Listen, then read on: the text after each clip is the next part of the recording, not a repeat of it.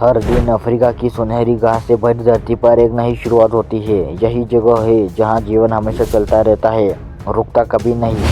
आज की कहानी उस जीव की है जो देखने में साधारण लगता है, लेकिन उसकी हर सांस संघर्ष से भरी होती है। हम बात कर रहे हैं वाइल्ड बीस्ट, उस जानवर की जो कभी अकेले नहीं चलता बल्कि विशाल झुंड बनाकर आगे बढ़ता है। लाखों की संख्या में चलते ये जीव किसी बहती नदी जैसे दिखते हैं, निरंतर थमे बिना हमेशा आगे बढ़ते हुए। इनका जीवन रुककर सोचने का नहीं बल्कि चलते चलते फैसले लेने का है। हर दिन इन्हें भोजन, पानी और सुरक्षित जगह की तलाश में कई किलोमीटर का सफ़र करना पड़ता है। इनकी दिनचर्या एक लय की तरह है, चलना, ठहरना, माहौल को समझना और फिर आगे बढ़ जाना।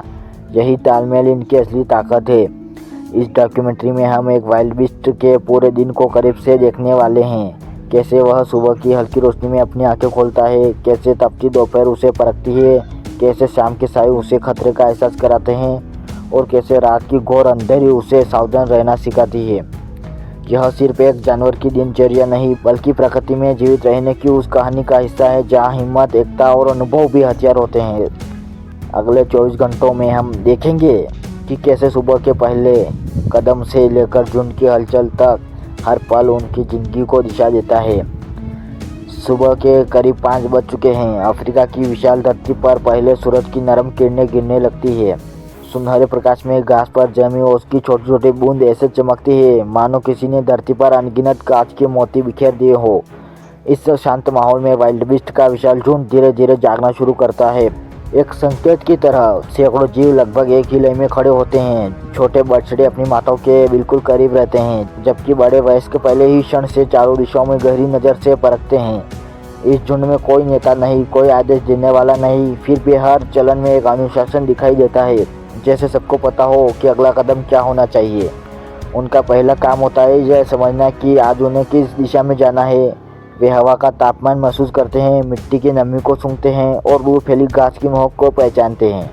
इन्हीं संकेतों से तय होता है कि किस दिशा में भोजन और पानी मिलने की संभावना है। यही उनकी दिशा दर्शिका है, प्रकृति की भाषा। सुबह का समय उनके लिए सबसे सुरक्षित होता है क्योंकि इस समय शेर और तेंदुए जैसे शिकारी अक्सर सुस्त होते हैं, इसलिए झुंड तेजी से आगे बढ़ता है। उनके कदमों में एक तरह की सामूहिक ताल होती है, मानो कोई अनदेखा संगीत उन सबको एक साथ संचालित कर रहा हो। चलते समय वाइल्ड बीस्ट एक दूसरे से घुंट जैसी आवाज़ निकालते हैं। ये आवाज़ें उनका संवाद है, किसे दूर रहना है, कोई खतरा है या झुंड को एक जगह इकट्ठा होना है। हर बछड़ा अपनी माँ की आवाज़ बिना गलती के पहचान लेता है और इसी कारण वह सैकड़ों के बीच भी खोता नहीं है। हर 10 से 15 मिनट बाद झुंड थोड़ी देर रुकता है, कुछ घास खाने के लिए, कुछ बच्चों को आराम देने के लिए, लेकिन सतर्कता कभी नहीं टूटती। झुंड के वयस्क हमेशा आगे और पीछे नज़र रखते हैं ताकि अगर कोई शिकारी पास आए तो तुरंत पूरे झुंड को दौड़ने का संकेत मिल सके। सुबह की ये घड़ियाँ तेज कदमों, सामूहिक समझ और एक लयबद्ध संगठन का समय होती है। यही वो घंटे हैं जब वाइल्ड बीस्ट पूरे दिन की दिशा तय कर लेता है और फिर बिना रुके आगे बढ़ पड़ता है। दोपहर का वक्त धीरे धीरे सामने आता है। सूरज अब ऊपर चढ़ चुका है और उसकी गर्मी अफ्रीका की धरती को तपते तवे जैसा बना देती है। सुबह की वह नमी जो घास पर चमकती थी अब वह पूरी तरह गायब हो चुकी है। हवा में सूखापन है और जमीन से उठती गर्मी साफ महसूस होती है। लगभग 11 बजे के आसपास वाइल्ड बीस्ट का विशाल झुंड रुककर चराई शुरू करता है। यह रुकना आराम नहीं बल्कि मजबूरी और ज़रूरत दोनों का मिश्रण है।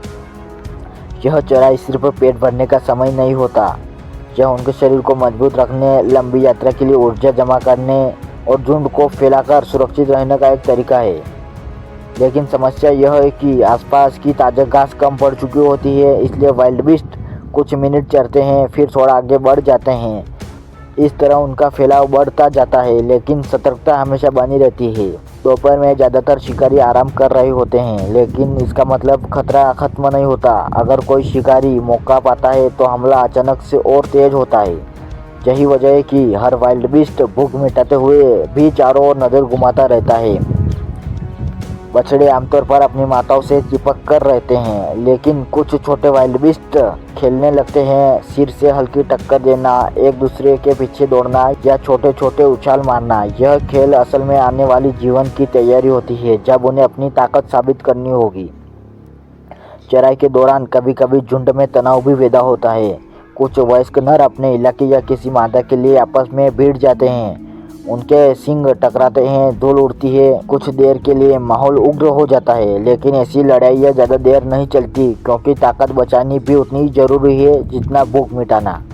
सबसे महत्वपूर्ण बात यह है कि वाइल्ड बीस्ट कभी अकेले नहीं चलते। उनका सुरक्षा तंत्र हमेशा सक्रिय रहता है। झुंड के किनारे पर खड़े सतर्क वयस्क लगातार दूर तक देखते हैं। जैसे ही उन्हें खतरा महसूस होता है, वे ऊंची आवाज़ें निकालकर पूरे झुंड को चेतावनी देते हैं। दोपहर का यह समय वाइल्ड बीस्ट के लिए सिर्फ भोजन का नहीं, बल्कि समझदारी, सतर्कता और सामूहिक जीवन की परीक्षा का भी समय है। हर निवाला उनकी सुरक्षा, अनुशासन और एकता से जुड़ा होता है। दोपहर का प्रकाश जैसे जैसे फीका पड़ने लगता है और सूरज क्षितिज की तरफ गिरना शुरू करता है, वैसे वैसे मैदानों की रौनक बदल जाती है।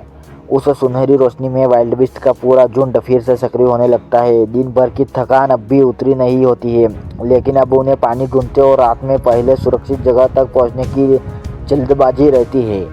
पर यह समय दिखने जितना शांत कभी नहीं होता। शाम की हल्की ठंडक के साथ साथ शिकारी भी अपने ठिकानों से निकल आते हैं। यही वो घंटा है जिसमें जंगल अपनी सबसे डरावनी शक्ल दिखाता है। छिपे हुए शेर, घास में घुले मिले तेंदुए और दूरी से ताकते हाइना अब पूरी तरह चौकन्ने होते हैं। अंधेरा बढ़ने के साथ शिकारी का जोखिम भी दुगना हो जाता है। वाइल्ड बीस्ट इस खतरे को अच्छी तरह समझते हैं। उनका चलना अचानक और तेज हो जाता है। कदमों में घबराहट नहीं, लेकिन एक गहरी सतर्कता जरूर होती है। छोटे बछड़े को झुंड हमेशा बीच में घेर कर रखता है। छोटे बछड़ों को झुंड हमेशा बीच में घेर कर रखता है, ताकि किसी शिकारी को मौका ही न मिले। वे सीधा भागने की रणनीति रखते हैं। कोई घुमाव नहीं, कोई रुकावट नहीं, सिर्फ तेजी और टीम वर्क। कभी कभी शिकारी बिजली की तरह झपट पड़ता है। कोई तेंदुआ झाड़ी से उछलता है या कोई शेर दूर से तेजी से दौड़ लगा देता है। ऐसे में पूरा झुंड एक साथ फट पड़ता है। मिट्टी उड़ती है, जमीन कांपती है और हर जानवर अपनी जान बचाने के लिए पूरी ताकत झोंक देता है। कई बार सबसे कमजोर या धीमा चलता हुआ बछड़ा गिरफ्त में आ जाता है। और यही है प्रकृति की सख्त सच्चाई, जिसमें दया की कोई जगह नहीं होती। लेकिन ज़्यादातर प्रयास विफल हो जाते हैं, क्योंकि हजारों पैरों से दौड़ता हुआ झुंड किसी भी शिकारी की योजना बिगाड़ देता है। उनकी एकता ही उनकी सबसे बड़ी ढाल होती है। वे लड़ते नहीं, लेकिन समूह में रहकर किसी भी खतरे को पीछे छोड़ देते हैं। हर शाम उनके लिए यही परीक्षा होती है। डर, भागदौड़, सतर्कता और जीवन बचाने की निरंतर कोशिश। और फिर भी वे अगले दिन फिर इसी संघर्ष के लिए तैयार खड़े होते हैं। यही है उनके अस्तित्व की कठोर और बेदर्द कहानी। जब सूरज पूरी तरह क्षितिज के पीछे समा जाता है, तब अफ्रीका का मैदान एक अलग ही दुनिया में बदल जाता है।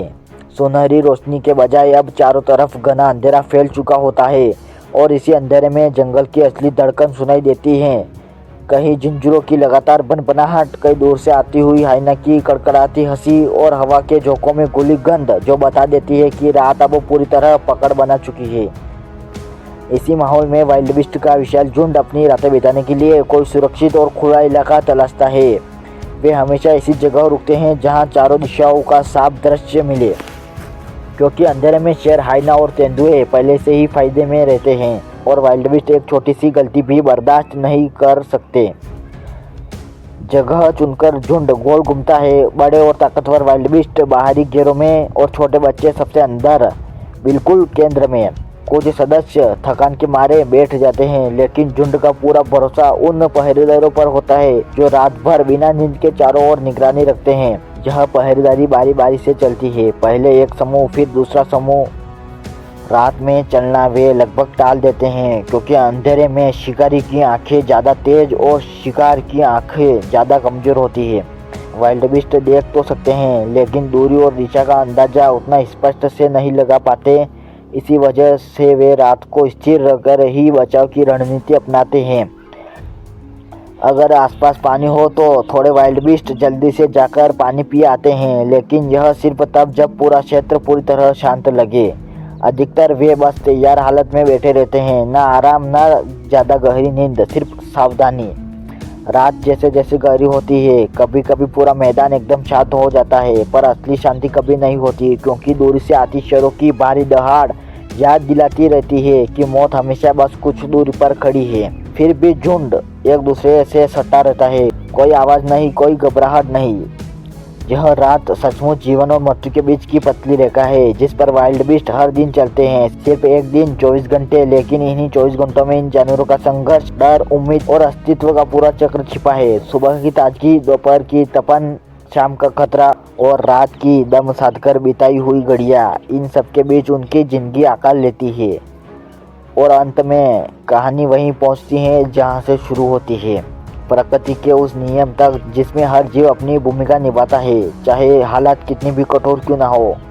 इस डॉक्यूमेंट्री का सफ़र यहीं खत्म होता है। अगर आपने इसे पसंद किया है तो आप हमारे यूट्यूब चैनल वाइल्ड जोन को सब्सक्राइब कर सकते हैं। हम हर हफ्ते लेकर आते हैं ऐसे ही डॉक्यूमेंट्रीज। तो कमेंट में बताइए कि अगली कहानी किस जानवर पर बननी चाहिए। मिलते हैं अगले वीडियो में।